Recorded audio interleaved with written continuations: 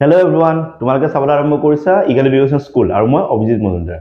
আজি আমি সৰু এটা টপিক আমি কথা পাতিম। আজি আমি কথা পাতিব বিচাৰিছো যে তোমালোকে যে কিতাপত পাই থকা পৰিমেয় সংখ্যা যা ইংৰাজীত ৰেচনেল নাম্বাৰ বুলি কোৱা হয়, এই পৰিমেয় সংখ্যাবোৰ দেখাত কেনেকুৱা?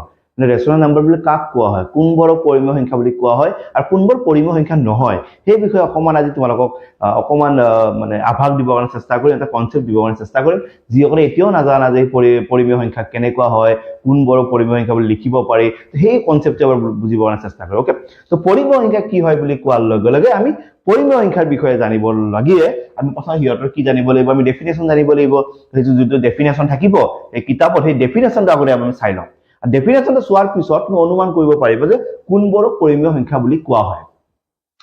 কিতাপত যদি তুমি চাব যোৱা তেতিয়া তোমাৰ ডেফিনেশ্যন এটা এনেকে থাকিব যে যিবোৰ সংখ্যা p/q আকাৰত প্ৰকাশ কৰিব পাৰি আৰু য'ত p আৰু q দুটা অখণ্ড সংখ্যা আৰু q টো কেতিয়াও শূন্য হ'ব নোৱাৰে, তেন্তে তাক পৰিমেয় সংখ্যা বুলি কোৱা হয়। মানে ইয়াত আমি কি বুজিছো যে আমি এটা সংখ্যা ওপৰত এটা p তলত এটা q এনেকে লিখিব কৈছে আমাক, হল ইয়াতে যেটো p লিখিম, ইয়াতে যেটো q লিখিম, দুটা কি হ'ব লাগিব? অখণ্ড সংখ্যা। কি হ'ব লাগিব? অখণ্ড সংখ্যা। অখণ্ড সংখ্যা ইংৰাজীত কি বুলি কয়? অখণ্ড সংখ্যা ইংৰাজী ইন্টিজাৰ্স বুলি কয়, হয় নে নহয়? অখণ্ড সংখ্যা ইংৰাজী কি বুলি কয়? ইন্টিজাৰ্স বুলি কয়। আৰু এটো কি হয়? অখণ্ড সংখ্যা। কিন্তু ইন্টিজাৰ্স মানে কি আকৌ? আমি জানো যেতিয়া আমি কিছুমান সংখ্যা লিখো, সংখ্যাবোৰৰ আগত একো সিম্বল নাই, মানে কি আছে? প্লাস। ইহঁতক আমি ধনাত্মক সংখ্যা বুলি কওঁ, ইংৰাজী পজিটিভ নাম্বাৰ বুলি কয়। আৰু ইহঁতক আমি নিগেটিভ নাম্বাৰ উলাব পাৰো, ঋণাত্মক সংখ্যা -1 -2 -3, হয় নে নহয়? লগতে যদি আমি শূন্যটো লিখো, সেই গুটিবোৰ একেলগে কি বুলি কয়? অখণ্ড সংখ্যা বা ইন্টিজাৰ্স বুলি কয়। মানে কেনেকে কবা? যিমানবোৰ পজিটিভ নাম্বাৰ আছে, যিমানবোৰ নিগেটিভ নাম্বাৰ আছে, লগত যদি জিৰো আছে, এই গোটেই ফ্যামিলিটো একেলগে কি বুলি কয়? অখণ্ড সংখ্যা অৰ্থাৎ ইন্টিজাৰ্স বুলি কয়। আমাক কৈছে যেতিয়া সংখ্যা এটা তুমি p/q আকাৰত লিখিবা, p ৰ জায়গাত ইয়াৰে কোনোবা এটা সংখ্যা লিখা, q ৰ জায়গাত কিবা এটা সংখ্যা লিখা, তেতিয়া ইয়াৰ নাম কি হৈ যাব? এটা পৰিমেয় সংখ্যা হৈ যাব। কিন্তু সাৱধান, যেতিয়া তুমি গণিতত কিবা এটা এনেকুৱা ডিজাইনৰ বস্তু লিখিব যাবা, তেতিয়া তলত কেতিয়াও শূন্য লিখিব নোৱাৰিবা। ইয়াত কোৱা আছে ন, q টো কেতিয়াও শূন্য হ'ব নোৱাৰে, মনত থাকিব। ওকে, তো p ৰ জায়গাত যদি মই তাৰ পৰা 2 এটা লওঁ, q ৰ জায়গাত যদি তাৰ পৰা -3 এটা লওঁ, ইয়াৰ নাম কি হ'ব? পৰিমেয় সংখ্যা হ'ব। p ৰ জায়গাত যদি মই -7 লওঁ, q ৰ জায়গাত যদি মই 1 লওঁ, এটো কি হ'ব? পৰিমেয় সংখ্যা হ'ব। p ৰ জায়গাত যদি মই 5 লওঁ, ইয়াৰ জায়গাত যদি অকল 1 লওঁ, এটো কি হ'ব? পৰিমেয় সংখ্যা। গুটি এনেকৈ যিমানবোৰ সংখ্যা তুমি লিখিবা, এই গুটেইবোৰ এটা কি বুলি কয়? পৰিমেয় সংখ্যা। কেৱল মনত ৰাখিবা, কেতিয়াও তোমাক ক'ব যে 8 এটো পৰিমেয় হয় নে নহয়, তুমি গম পাবা যে 8ৰ তলত আমি নেদেখাকৈ এটা কি লুকাই আছে? এটা 1 লুকাই আছে। আৰু 1টো লুকাই থকাৰ লগে লগে আমি কি গম পাম? এটো পৰিমেয় হয়। মনত থাকিব?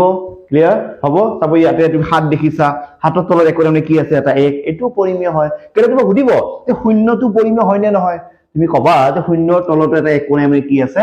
এটা 1 লুকাই আছে, গতিকে শূন্যটো পৰিমেয় হয়। প্ৰতিটো সংখ্যা আমি পৰিমেয় আকাৰত লিখিব পাৰো, লাগিলে এটো মাইনাস সংখ্যাই হোক, নতুবা এটো প্লাস সংখ্যা হোক, লাগিলে এটো শূন্যই হোক, এই গুটি কেইটা আমি কি বুলি ক'ব পাৰো? পৰিমেয় সংখ্যা বুলি ক'ব পাৰো।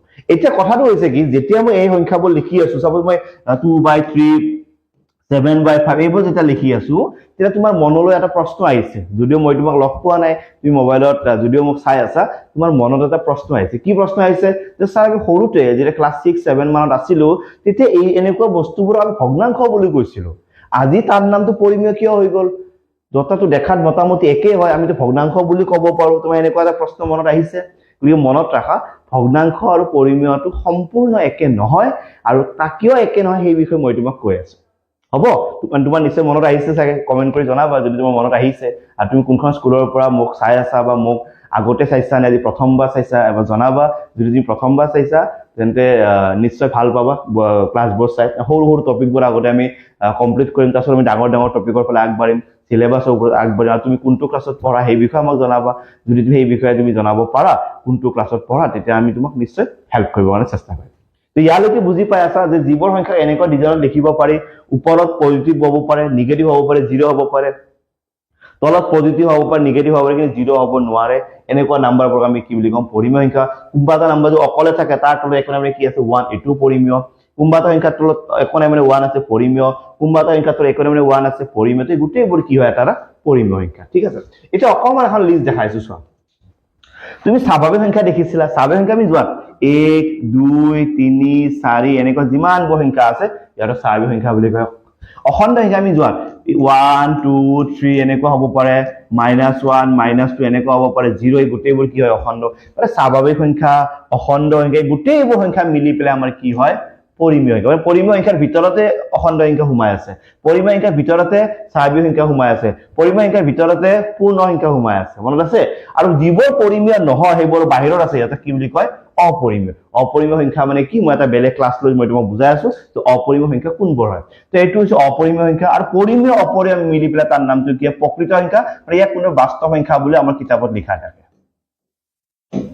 পৰ থাকিব ওকে তো অখণ্ড সংখ্যা স্বাভাৱিক সংখ্যা পূৰ্ণ সংখ্যা এইবোৰ কাৰ ভিতৰত পৰে এইবোৰ পৰিমেয় সংখ্যাৰ ভিতৰত পৰে আৰু যিবোৰ পৰিমেয় সংখ্যাৰ ভিতৰত নপৰে সেইবোৰ আমি কি বুলি কওঁ অপৰিমেয় বুলি কওঁ আৰু পৰিমেয় আৰু অপৰিমেয় মিলি পেলাই গোটেই সংখ্যাবোৰক আমি কি সংখ্যা বুলি কওঁ বাস্তৱ সংখ্যা বুলি কওঁ মনত থাকিব গতিকে বাস্তৱ সংখ্যা মনত থাকিব আজি বাস্তৱ সংখ্যাৰ দুটা ভাগ এটা হৈছে পৰিমেয় এটা অপৰিমেয় আৰু পৰিমেয়ৰ ভিতৰত আমাৰ স্বাভাৱিক সংখ্যা পৰিব অখণ্ড সংখ্যা পৰিব ধনাত্মক ঋণাত্মক পূৰ্ণ সংখ্যা যুগ্ম সংখ্যা অযুগ্ম সংখ্যা মৌলিক সংখ্যা যৌগিক সংখ্যা যিমানবোৰ তুমি নাম জানা এই গোটেইবোৰ পৰিমেয় সংখ্যাৰ ভিতৰতে থাকে ঠিক আছে আৰু সেইবোৰক বাদ দি কিছুমান এনেকুৱা সংখ্যা আছে যিবোৰ সংখ্যা দেখাত অকমান বেলেগ আৰু সেই বিষয়ে আমি অধ্যয়ন কৰিম আৰু তাৰ নাম হৈছে অপৰিমেয় সংখ্যা এতিয়া তুমি মোক কোৱা যে তোমাক ভগ্নাংশ আৰু পৰিমেয় সংখ্যাৰ মাজত পাৰ্থক্যটো বুজাব লাগিব নে নাই কোৱা যদি লাগে মই ইয়াৰ পিছৰ ক্লাছটোত ভগ্নাংশ আৰু পৰিমেয় সংখ্যাৰ পাৰ্থক্যটোৰ বিষয়ে মই তোমাক জনাম আৰু যদি তুমি নাজানা তুমি কমেন্ট কৰিবা কোনবোৰ ভগ্নাংশ হয় কোনবোৰ পৰিমেয় হয় সেই বিষয়ে অকমান তোমাক বুজাবৰ কাৰণে চেষ্টা কৰিম আৰু ক্লাছটো কেনেকুৱা লাগিছে জনাবা আৰু সৰু আৰু এটা টপিক লৈ নেক্সট ক্লাছ আহি আছো তেতিয়ালৈকে লগ পাম চাই থাকিবা eagle education school thank you so mass